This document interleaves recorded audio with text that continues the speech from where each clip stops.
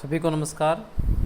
आज हम कक्षा 12वीं का मैट्रिक्स कंटिन्यूड की एक्सरसाइज नंबर 5.4 का अध्ययन हम करेंगे, जिसमें हम solution of system of linear equations using inverse of A matrix, यानी कि हम लीनियर इक्वेशंस का सॉल्यूशन हम निकालेंगे with the help of inverse of A matrix, यानी कि solution of linear equation using inverse of matrix. Matrix method का use करते हुए लीनियर इक्वेशन को हम कैसे सोल्व करें। तो यहाँ हमारे पास दो तरह के सिस्टम है, नॉन होमोजीनियस इक्वेशंस और होमोजीनियस। तो नॉन होमोजीनियस इक्वेशंस जो लीनियर इक्वेशन होंगी आपकी वो होगी a1x plus b1y plus a1z बराबर है d1। दूसरा equation a2x plus b2y plus a2z बराबर है d2। तीसरा equation a3x plus b3y plus a3z बराबर है d3। अगर हमारे पास ये नॉन होमोजीनियस में क्या होगा, जो d1 d2 d3 right hand side है वो जीरो के बराबर नहीं होंगे, यानी नॉन जीरो होंगे नंबर ये। तो उस नॉन होमोजीनियस सिस्टम को हम ax इक्वल टू बी की फॉर्म में लिख लेंगे। तो this system can be written as a time x और this matrix is written as b, ax equal to b। अब इसका सॉल्यूशन इन इक्वेशन को सोल्व करने के लिए हमें x, y और z का वैल्यू हमें निकालना है, यानी कि हमें x का वैल्यू निकालना है। जो सिस्टम हमारे पास है ax बराबर b, उसमें x का मान हमें फाइंड आउट करना, वैल्यू निकालना है इसका। तो x मीन x, y और z, ये जो अननोन वेरिएबल हैं उनका वैल्यू हमें फाइंड आउट करना है। तो उसके लिए हमें सबसे पहले क्या करना होगा, ax इक्वल टू b के लिए सबसे पहले हम डिटरमिनेंट ऑफ a चेक करेंगे। If determinant of matrix a is non zero, यानी if a is non singular, then system has unique solution. जो ये सिस्टम हमारे पास है उसका एक यूनिक सॉल्यूशन होगा गिवन बाई, जो x का वैल्यू क्या आएगा, ये a उधर जाए क्या हो जाएगा a इनवर्स इंटू b। तो यहाँ से हम यूनिक सॉल्यूशन का निकाल लेंगे। अगर डिटरमिनेंट नॉन जीरो है तो सिस्टम का एक यूनिक सॉल्यूशन होगा, और हम उसको कैसे निकालेंगे, x जो आएगा वो a इनवर्स इंटू b के बराबर आएगा। और अगर डिटरमिनेंट जीरो आ जाए तो उस केस में जो क्या होगा, देन हम एडजॉइंट ऑफ a निकाल करके b से मल्टीप्लाई करेंगे। अगर डिटरमिनेंट ऑफ a इस सिस्टम का क्या है, जीरो है, यानी कि a अगर सिंगुलर मैट्रिक्स है तो फिर एडजॉइंट ऑफ a कैलकुलेट करेंगे और एडजॉइंट ऑफ a मैट्रिक्स का b मैट्रिक्स से मल्टीप्लाई चेक करेंगे। अगर दोनों का प्रोडक्ट जीरो नहीं है, it is not equal to zero, then system has no solution and system become inconsistent, यानी कि we can't find the value of x, y and z, यानी हम ये x का वैल्यू नहीं निकाल पाएंगे। जो सिस्टम में x हमने निकालना है उसका सॉल्यूशन नहीं निकलेगा। कब, जब एडजॉइंट ऑफ b की b से गुना करने पर जो वैल्यू है वो जीरो के इक्वल, यानी जीरो मैट्रिक्स इक्वल ना आए, तो सिस्टम हैज़ नो सोल्यूशन, यानी सिस्टम इज इनकन्सिस्टेंट। और लास्ट केस, अगर डिटरमिनेंट जीरो है और एडजॉइंट ऑफ a की b से मल्टीप्लाई करने पर वो मल्टीप्लाई b के साथ वो भी अगर जीरो हो जाती है, then the system of equation has infinite solution. तब उस केस में हमारे पास कितने सॉल्यूशन हो जाते हैं, इनफाइनाइट सॉल्यूशन। यानी हमारा जो सिस्टम है उसके तीन तरह सॉल्यूशन है। यूनिक सॉल्यूशन, जब डिटरमिनेंट नॉन जीरो है वो कैसे फाइंड आउट करेंगे, x बराबर a इनवर्स b, जो सबसे ज़्यादा इंपॉर्टेंट है। सेकंड है, जब डिटरमिनेंट जीरो हो जाते हैं तो दो केस हमारे पास हैं, उसका एडजॉइंट ऑफ a के साथ b का प्रोडक्ट अगर नॉन जीरो है तो system is inconsistent and having no solution. और अगर एडजॉइंट ऑफ a का b के साथ मल्टीप्लाई जीरो मैट्रिक्स आ जाता है, then system has a infinite number of solutions, जिसका हम वेरियस प्रॉब्लम में अभी यूज़ करेंगे। जो दूसरा सिस्टम हमारे पास है होमोजीनियस सिस्टम, उसको हम आगे डिस्कस करेंगे। इस सिस्टम को हम ax इक्वल टू b के बजाय ax इक्वल टू जीरो से हम डिनोट करेंगे। और केस फर्स्ट, अगर डिटरमिनेंट आपका नॉन जीरो है यानी कि नॉन सिंगुलर है, तो then system has trivial solution. तो उस केस में ट्रिवियल सॉल्यूशन क्या आएगा, हम x equal to zero, y equal to zero और z equal to zero direct लिख देंगे कि तीनों वैल्यू क्या हो जाएंगे, जीरो। और अगर डिटरमिनेंट नॉन जीरो है then system has non trivial solution, जिसको आगे हम फाइंड आउट करेंगे। तो हमारे पास दो तरह के सिस्टम है, नॉन होमोजीनियस, होमोजीनियस। सबसे पहले हम नॉन होमोजीनियस सिस्टम से संबंधित प्रॉब्लम को डिस्कस करेंगे। तो हमारा एक्सरसाइज 5.4 उसका पहला सम है, solve the following system of equations. तो यहाँ पे आपको मैट्रिक्स इक्वेशन दी हुई है, solve the following system of equations. तो पहला इक्वेशन है 5x minus 7y equal to 2, second है 7x minus 5y equal to 3। तो जैसे कि हमने बोला था स्टार्टिंग में ही कि ये जो लीनियर इक्वेशन का जो सिस्टम, उसको हम किस फॉर्म में लिखेंगे, system of equation can be written as, सबसे पहले क्या लिखेंगे, ax is equal to b। अब यहाँ पे a क्या होगा, वेयर a क्या है, जो कोफिशिएंट्स ऑफ x क्या है 5, कोफिशिएंट ऑफ y क्या है -7, तो इसको हम फर्स्ट रो बना देते हैं 5 - 7। सेकंड इक्वेशन में कोफिशिएंट ऑफ x 7 है, कोफिशिएंट ऑफ y -5 है, तो 7 - 5 ये हमारे पास मैट्रिक्स A बन जाएगी, यानी कि कोफिशिएंट मैट्रिक्स जो हमारी है वो A मैट्रिक्स है। x जो अननोन हमें निकालने हैं, x और y का वैल्यू फाइंड आउट करना है, तो वो क्या है x y, उसको हमने कॉलम मैट्रिक्स से शुरू किया। x की वैल्यू क्या है x y, और b राइट हैंड साइड में यहाँ क्या है 2, यहाँ क्या है 3, तो 2 3 ये एक मैट्रिक्स हमने इसको b माना। तो इस पूरे सिस्टम को ax = b की फॉर्म, यानी a को अगर x से मल्टीप्लाई करें और इक्वल टू b रखें तो ये आपका सिस्टम आ जाएगा। तो यानी सिस्टम को हमने क्या लिखा, ax = b, जहाँ a आपके पास ये है, x ये है, b है, ये हमारे पास नॉन होमोजेनियस सिस्टम है। तो इसमें हमने सबसे पहले क्या सीखा था कि हम सबसे पहले डिटरमिनेंट ऑफ a चेक करेंगे। तो 5 की -5 -25, -7 की -7 से -49 +49 बन जाएगा, 49 में से 25 जाएगा तो 24, जो कि नॉन जीरो है। अब यहाँ पे ये जो ए मैट्रिक्स है वो नॉन सिंगुलर है, hence given system is consistent and having unique solution given by, क्योंकि जब determinant of A non zero हो तो हमारा जो system of equation ax = b है उसका एक यूनिक सॉल्यूशन आएगा, और वो यूनिक सॉल्यूशन x क्या होगा, ये a उधर जाके क्या बन जाएगा, x = a inverse into b। अब first of all find a inverse, तो एडजॉइंट ऑफ a निकालेंगे हम। तो 2 क्रॉस 2 की मैट्रिक्स का एडजॉइंट हम डायरेक्ट निकाल सकते हैं।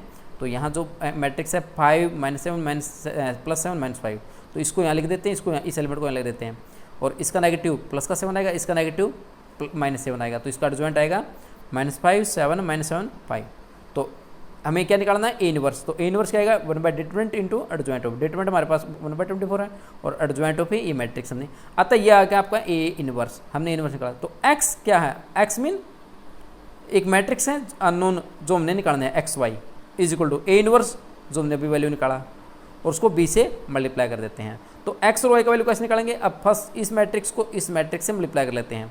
5 की 2 से 5 दूनी 10, 7 की 3 से 7 21, तो -10 + 21, यानी कि मैट्रिक्स मल्टीप्लिकेशन का हम यूज़ करेंगे। तो 1/24 एज इट इज़ है, तो -10 और +21। जो दूसरा एलिमेंट आएगा, -7 को 2 से करेंगे तो -14, और 5 को 3 से करेंगे तो +15।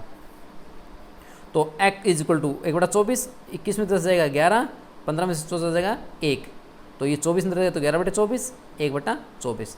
अतः एक मैट्रिक्स जिसके 2 एलिमेंट है x y, वो दूसरी मैट्रिक्स 11/24 1/24 के बराबर होगी। अतः x का मान कितना आएगा 11/24, और y का मान कितना आएगा 1/24। ये हमारे पास इस इक्वेशन का सोल्यूशन हमारे पास आ गया। Question number 2, which of the following equation are consistent and if consistent solve them. तो इसका हम सेकंड पार्ट हम सोल्व कर रहे हैं। 3x - 2y = 5, 6x - 4y = 2। यहाँ पे 2 इक्वेशन है और 2 अननोन वैल्यू x और y को हमें फाइंड आउट करना है। तो सबसे पहले सिस्टम ऑफ इक्वेशन को हम क्या लिखेंगे, system of equation can be written as ax = b, जहाँ a कितना आपका 3 - 2 6 - 4, x क्या आएगा x y अननोन जो हमने निकालने हैं, x और y का वैल्यू हमने निकालना है, और b क्या है हमारे पास 5 2। तो सबसे पहले हम क्या निकालेंगे, डिटरमिनेंट ऑफ a। तो 4 3 -12, -6 2 -12, तो -1 +12 हो जाएगा, तो 12 में से 12 जाएगा तो 0।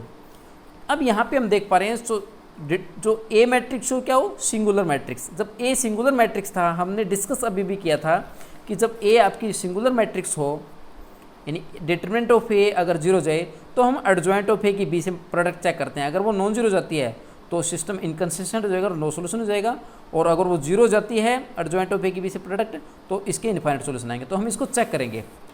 तो सबसे पहले हमने मैट्रिक्स का एडजॉइंट ऑफ ए निकाला, जो हम पिछले एक्सरसाइज में हमने निकाल चुके हैं। तो एडजॉइंट ऑफ ए क्या आएगा -4 2 -6 3।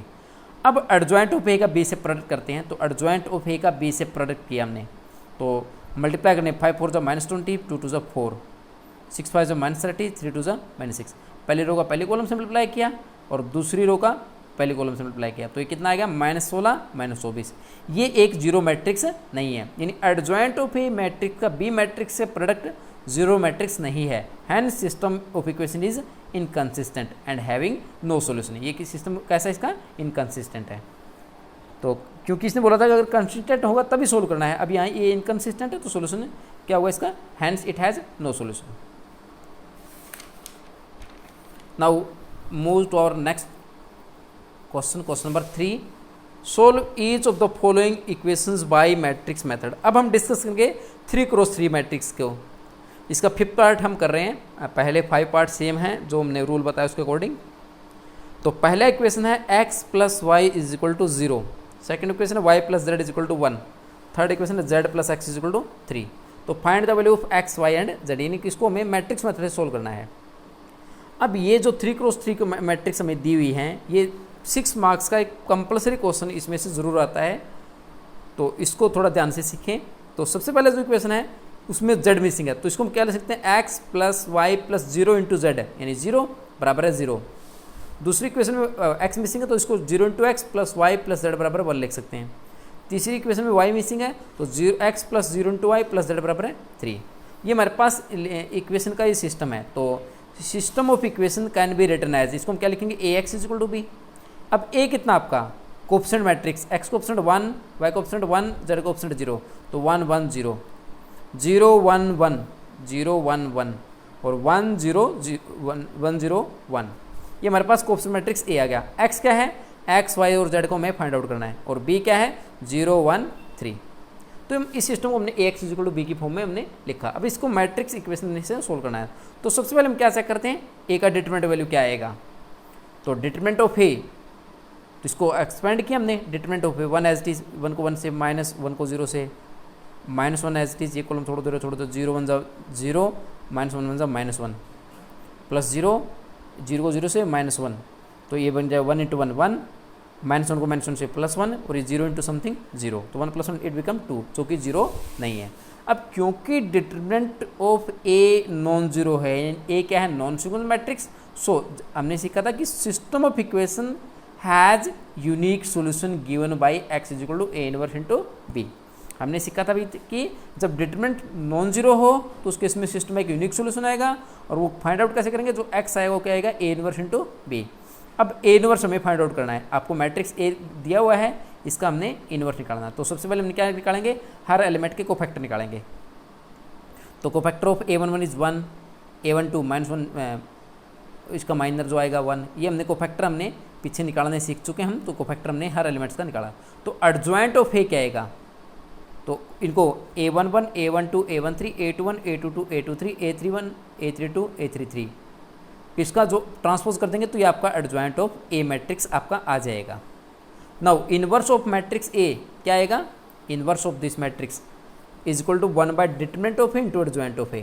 तो डिटरमिनेंट कितना हमारे पास 2, और एडजॉइंट अभी हमने फाइंड आउट किया। ये हमने a इनवर्स को फाइंड आउट किया, ये हमने पिछली 2 एक्सरसाइज में इनवर्स को फाइंड आउट करना सीखा, तो उस मेथड से हमने इनवर्स निकाला।